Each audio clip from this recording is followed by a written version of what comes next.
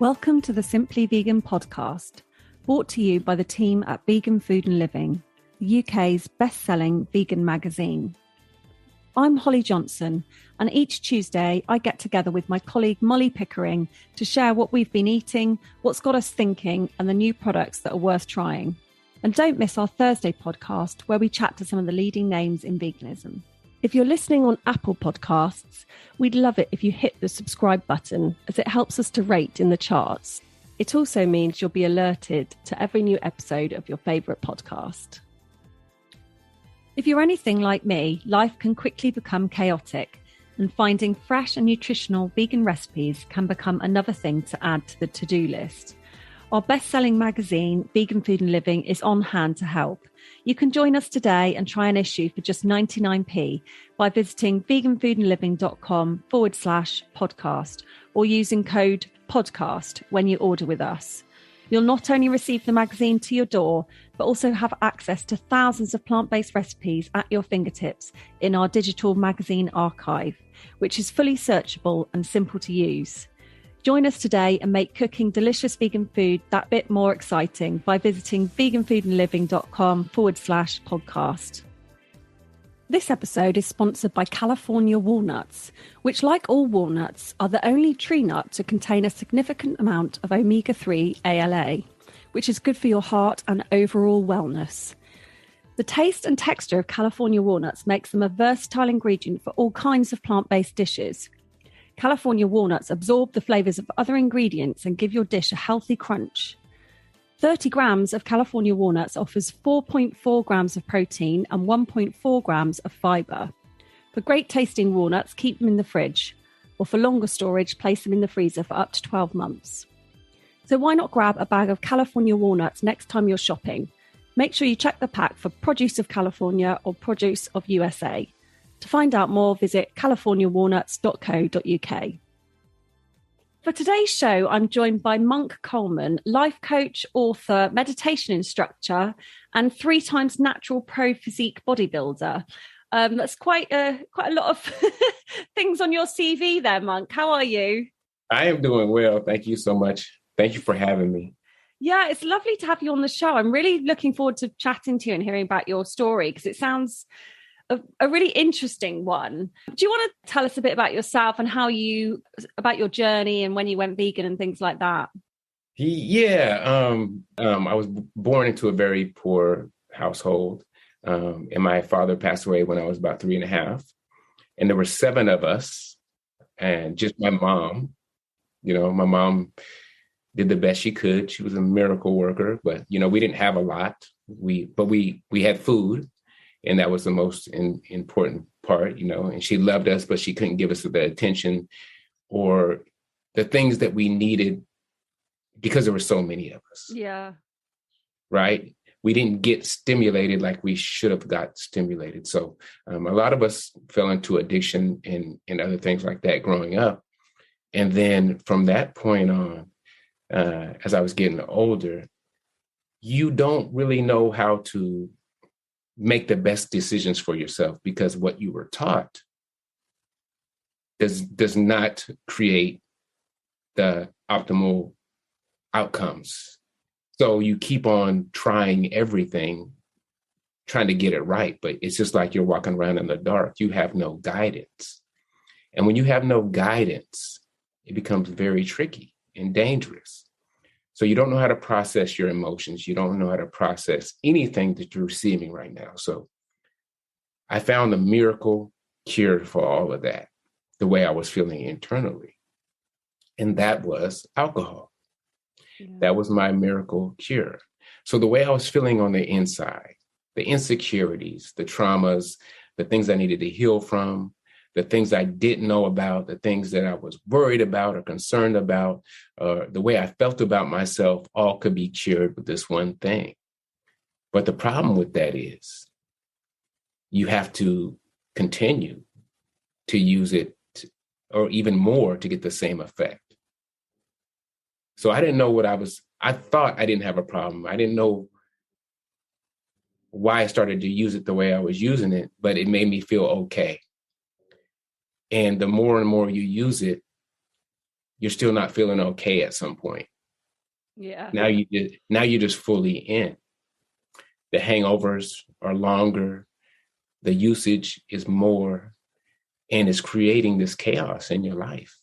Like all your decision making starts to drastically decline. So everybody knows when you start drinking alcohol, immediately your decision making, it changes. You can have the first drink and it starts to change. By the end of the night, you're making decisions you wish you never would have made. Yeah. It immediately dumbs you down. And I don't care who you are. I don't care if you think you have control of it. You don't. A matter of fact, the only reason why we drink alcohol, even on a social level, is to change our state of being. Yeah. We are not okay with who we are right now. So when you go to a social thing, say, I need a drink to loosen up. Well, you're saying, I need a drug to make me act the way I want to act. Yeah. To be completely and fully myself. I need a drug to make that happen. What I learned about a drug or a substance, it's not the actual substance that gets you high. It's the suppression of the lower parts of you that allows the high to be exposed. So, since this is the case, that means that high is really naturally in us. It's an interesting way of looking at it. So anytime we feel something, that's in us already, for sure. We're just using a drug to feel that feeling, right? And that's why so many people that are on drugs, like, it feels so good because they're feeling the higher parts of themselves. And they don't want that to ever go away. But in real life, that can't happen unless you're consistently on drugs, right? You have to maintain this feeling. But there's a way to get there naturally. And it's going to take a lot of work, and it's going to take a lot of healing, and it's going to be without drugs to do it. So when I got to my rock bottom place with the alcohol, I went on a trip to Miami, and I was getting ready to spend a week there. And I woke up one morning after the first night of drinking all night, and I was urinating blood the next morning. God. So this is when I knew I really had an issue. I had a problem, right? So with drugs or alcohol, there's always a price to pay.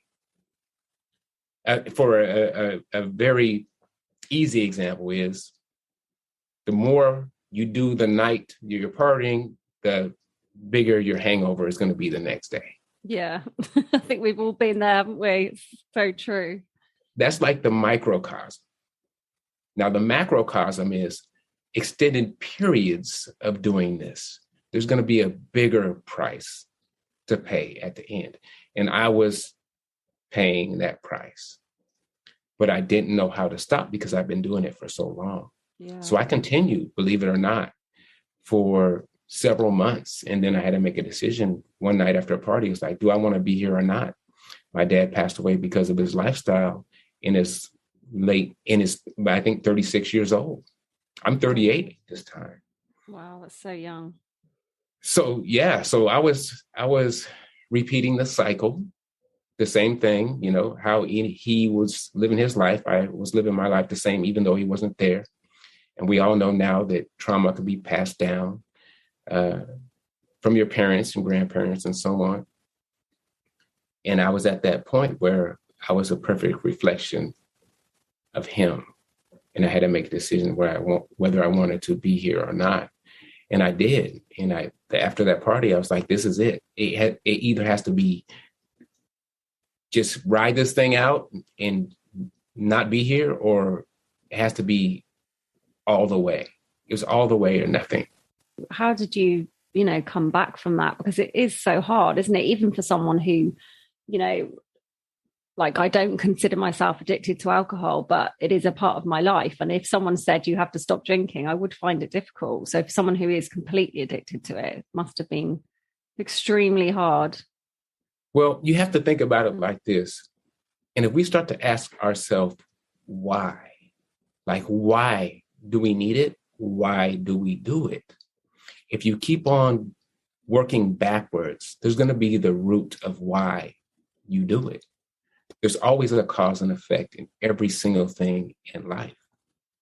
So you're not doing it just because. There's a reason why we're doing it. There's a reason why we want to, if it's just a minor or to escape just for a minute, there's a reason for doing that.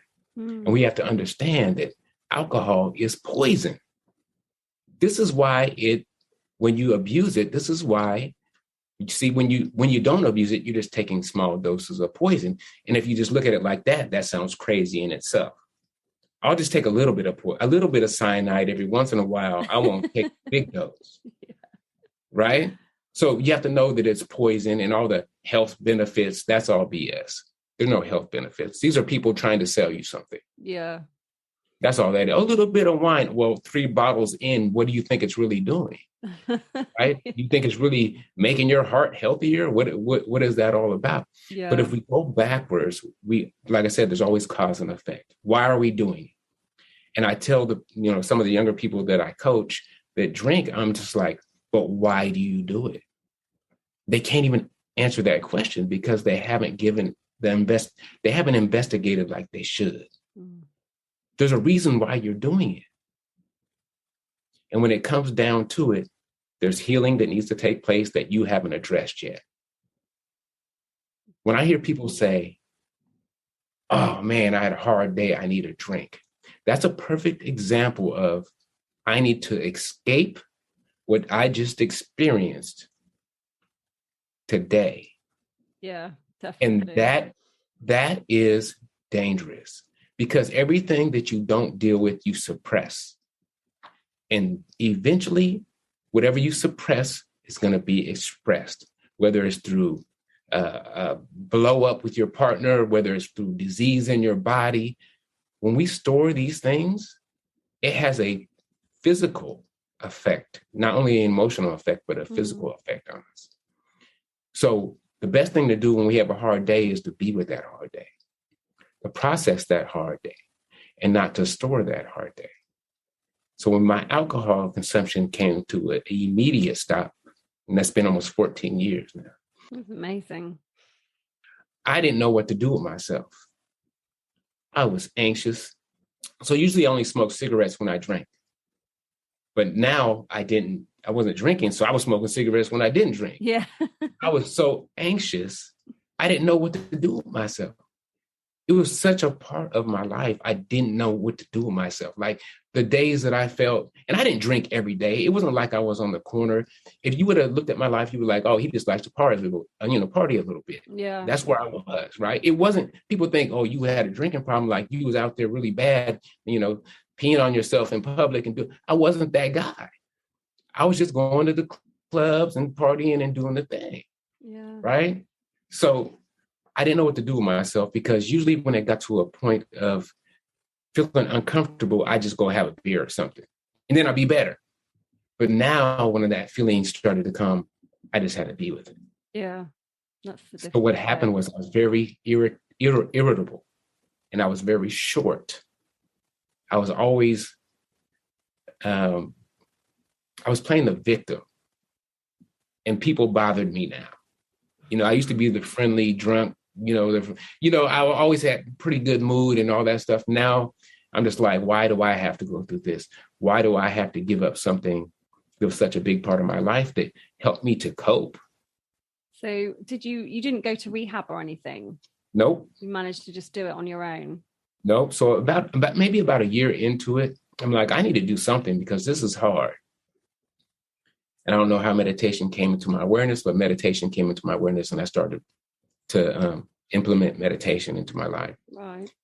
And I started to do it on a really regular basis. And I had to look it up. That's how much I didn't know about meditation. But I had to look it up, and I just started sitting every day, and I remained sober. And then I started to change the way I felt and the way I was thinking. So people think meditation is some kind of miracle pill, but it's basically being present in the present moment, which is the only thing that even exists.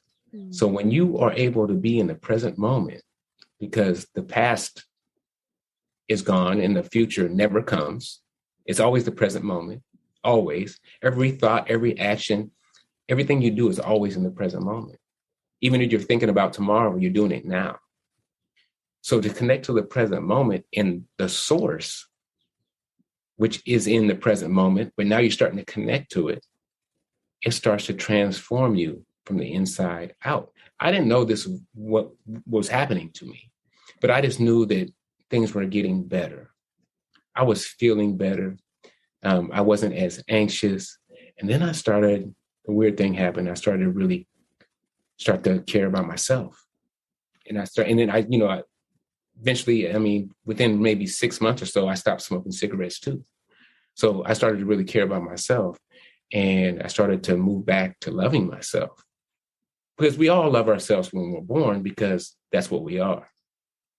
But then we're given a story, and then we see things, and we start to move away from who we are. Yeah. So once this story is solidified within our minds, we have to act according to that story. Yeah. And a lot of times that story is dysfunctional. So what you believe about yourself and what you believe about life and others, this story could get you in situations you don't want to be in. And that's what it did with me. If you only believe you can do so much, and you look at your parents or your parent and the family dynamic, this is what you think life is supposed to look like. So you create that at a subconscious level. You create the same scenarios. Mm-hmm. And this is how things get passed from one generation to the next. You see it, it's downloaded into you. It's like your hard drive. And then you manifest it, not even knowing. Next thing you know, you are your parents. You're doing the same thing. I've got children. I'm freaking out right now thinking, oh my God, what am I doing to them? But it's so true. Yeah. None of us necessarily mean to do it, but it just happens, doesn't it? Because you're just living with them and picking up those habits.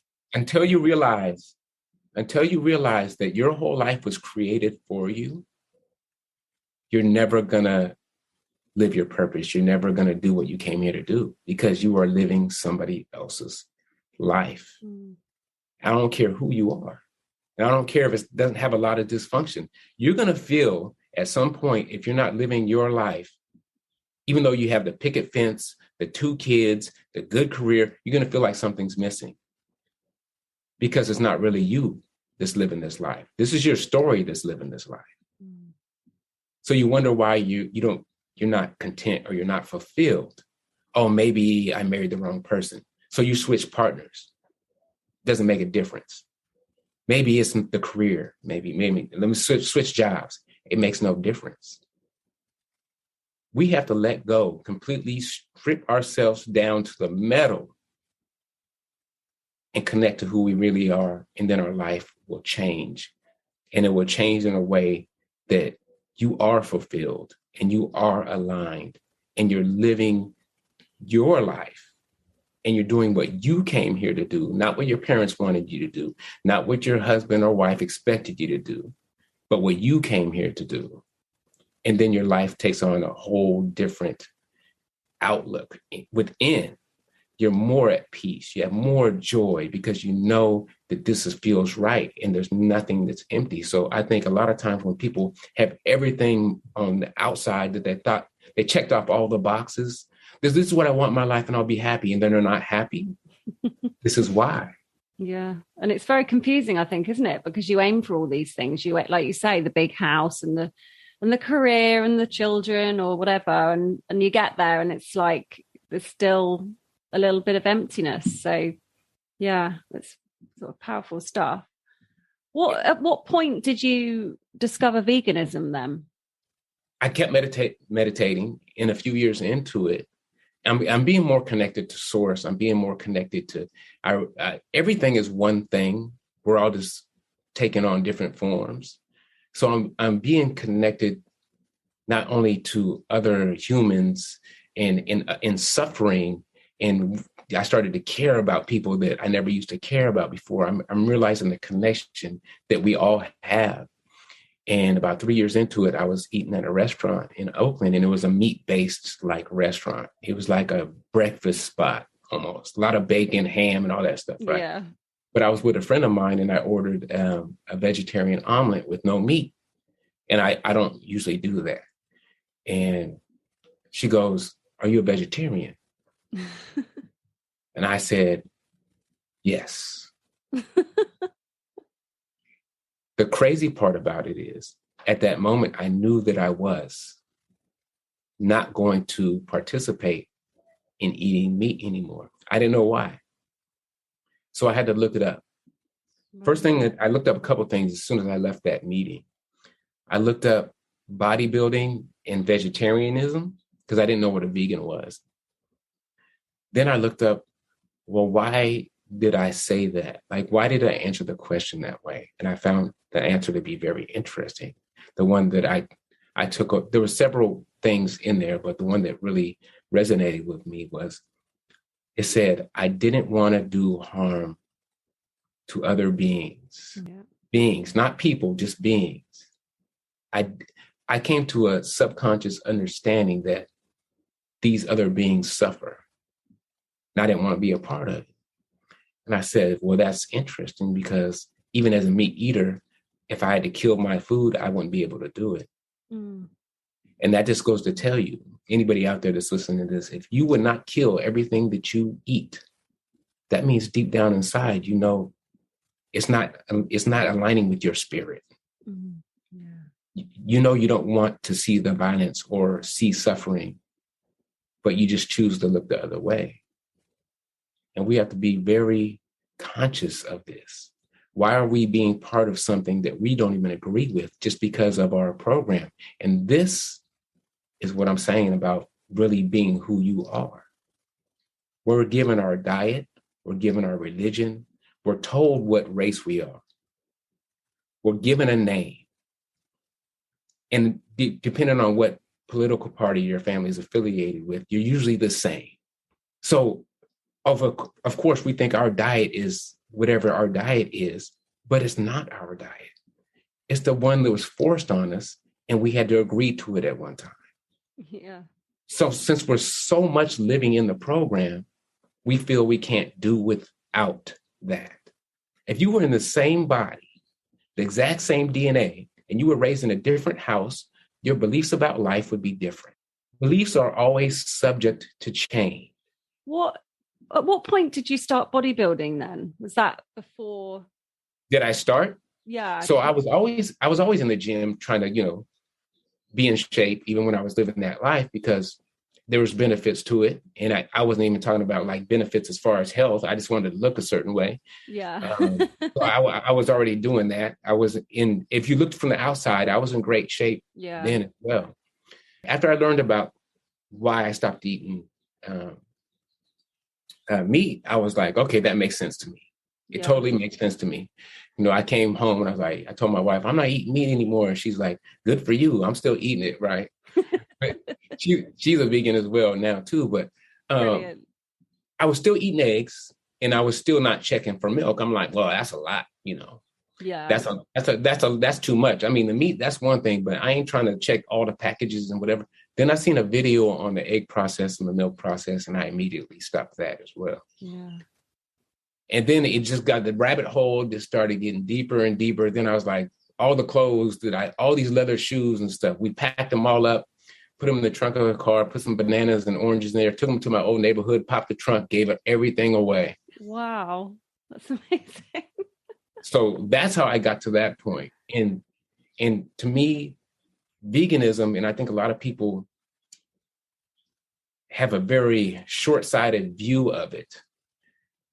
I think veganism to me is unconditional love for all beings, not just animals, for people that may hate you, everyone. And just like I was talking about, we all have our stories. We all think we're something we're not. And people that are raised they have certain beliefs, and that's not them. And I'm not going to take it personal, because the only thing that can transmute any fear-based belief, and everything falls under fear, as far as the negative aspect of life. The only thing that can transmute that is love. So why would I give them anything else besides love? Because when they do better, we all do better. When they heal, we all heal. So why would I be throwing my low energy, my low vibration into something that's already low? That makes no sense.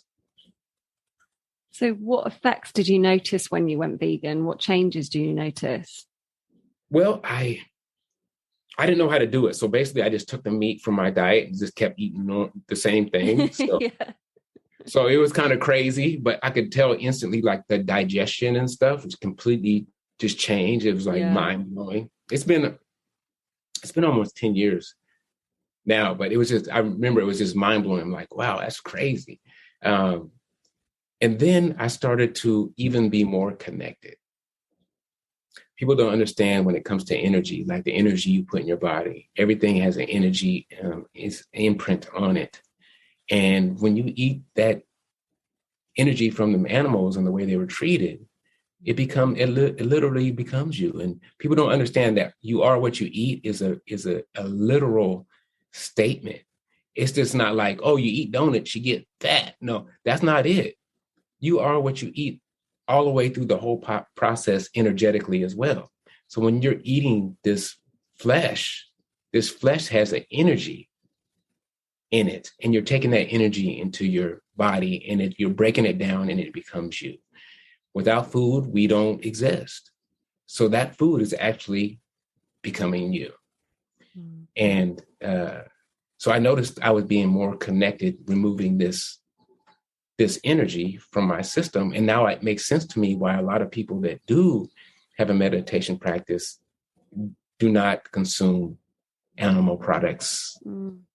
So when you speak to people about veganism, do you find that people are quite sort of, I mean, California, I'd imagine a lot of people are vegan. Is that well, it depends. Correct? See, people got California thinking that everybody is vegan and everybody acts a certain way, but it's not true. Even from LA to the Bay Area, and I'm in the Bay Area, we have a very different vibe. Right. We talk different, we move different, we have different things. Just like I said, we're all conditioned beings.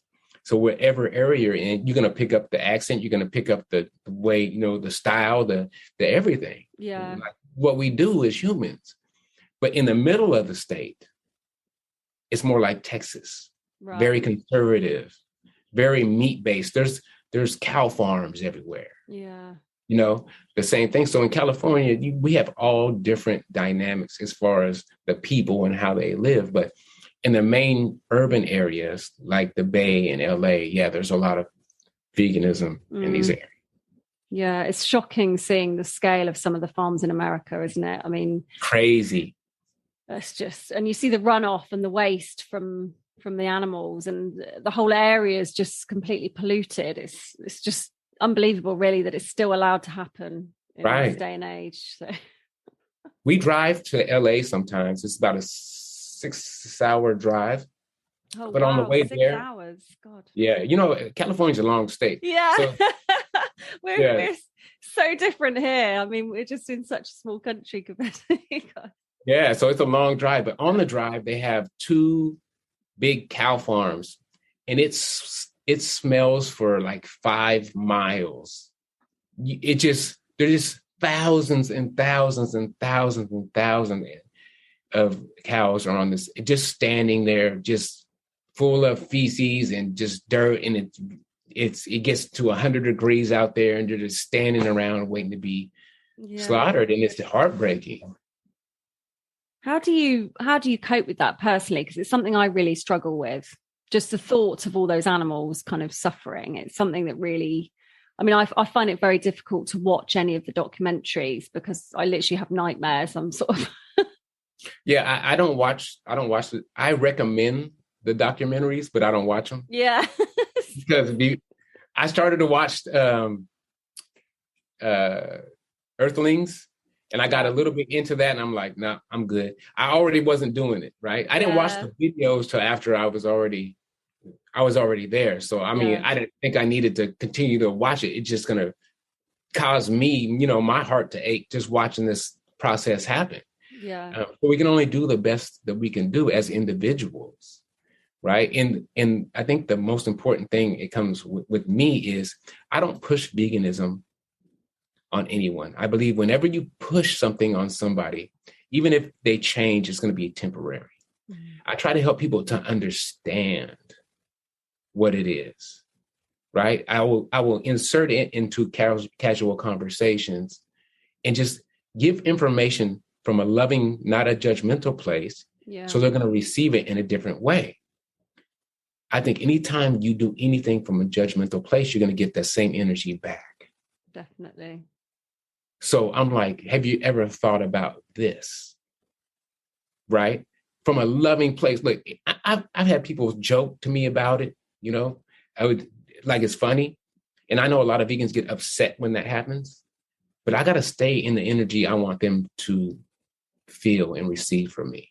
Yeah. The minute I start going in on them is the minute they really reject whatever I'm saying.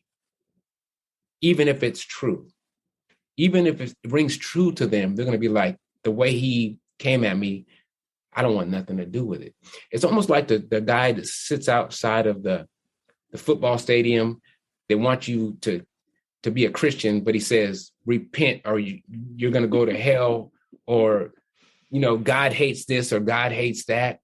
How many people you think are really going to go, oh, I want to be a part of this guy's tribe? It's so true. I get so angry. I'm like, why are you shouting in the street about this? Right. But you're doing you're having the opposite effect of if you went out there and just had a brochure and said, you know, I'd love it for you to, you know, if you ever get a chance, stop by my church. We would love to have you there. That would be so much more, first of all, inviting, but you're more likely to have someone go, oh, what a nice guy. I think, I mean, I'm not a church guy, but I think I might go stop by and see what they got going on. Yeah. You're never going to get something pushing like that. It doesn't matter. You're judging somebody to get them to be like you. Mm. And I don't think it works. Like, it takes all different types of ways to really touch somebody. And I'm not saying the other ways are wrong, but the way I this is effective for me. Because I live from right here. So that means everything I do has to be from right here. And I think that, which connects us all, is that love. And I think I can really make a strong connection with somebody if I touch them there instead of judge them. Because we all have that in common. I love the idea of the energy you put out is what you get back. I think that's a really powerful. That's a law. Yeah. That's a law. Even in the physical realm, it's a law. Yeah. You push this way, it's going to push back this way. This is how it works. Yeah. I feel like I've had a counselling session. I'm like mesmerised. Perhaps you're going to transform my life now. I'm going to be like pouring the wine down the sink. Yeah, don't do that. I'll give it to my neighbour. Yeah. I mean, I think, you know, do you think that veganism helps us to live lives that are kinder to ourselves, but to others as well? Yeah. I mean, it is. It's there's so many benefits to it, and it just makes you feel better. It just makes you just all around feel better, and it strengthens your connection to everything that's living, even the plants and the trees. You know, this the combination between the meditation and then starting to get rid of things that bring you down, like alcohol and meat and dairy and all that. You just start to really move back to who you really are. And you move back to that light and that love that you are. The only thing that's blocking us from really having that connection is what we are doing in our own lives, right? The healing that we haven't started, the things we're putting in our body, the toxins that we're putting in our body, the not being present and making an effort to connect to whatever your God is every day, to connect, to not be present for your life. That's how people, oh, what happened to the time? I'm 90 years old. Time just went by because you were never present for it. You didn't take a minute to be present when you're looking at flowers or trees or with your kids or whatever the case may be. you're always somewhere else. We're rushing to somewhere to be somewhere else all the time. We miss so much looking forward to something else. And it always moves. When you get there, it's going to be somewhere else. When you get there, it's going to be somewhere else. When you think you get to a place that's going to finish the goal line, the goalpost moves all the time. And you don't realize you're missing the point. It's not the goal. Every moment of every day, you're crossing the goal. But if you're not looking there, if you're looking forward, you're missing it. Yeah, I could talk to you for hours, Mark. This is it's very moving, the things that you're saying, and it's sort of, very much rings true to me, who are sort of an extremely busy person who always has to be on the go. Where can people find out more about you then? So you've got your website. Is it monketernal.com? Monketernal.com is my website. Yes. Yeah. And do you offer life coaching sort of online as well as in person? Yeah, absolutely. Mostly online because you know how things are right now. But it really comes down to us realizing that you are just another version of me, and we got to walk each other home, and we got to show that love for each other. And if I can give somebody a little direction to get them going in the right direction to get back to being who they are, that's my job. That's what I need to do. That's what I'm here to do. Yeah. And to tell people that there's always, you can always become that person that you came here to be. You don't have to stay in the same old patterns and have the same old emotions and feelings. You can actually have peace and joy in your life. Well, thank you so much for joining us today. And I would encourage anyone to go check out your website and follow you on social media. And perhaps I'll book in for a session after this. Thank you so much. You are so welcome. Thank you for having me.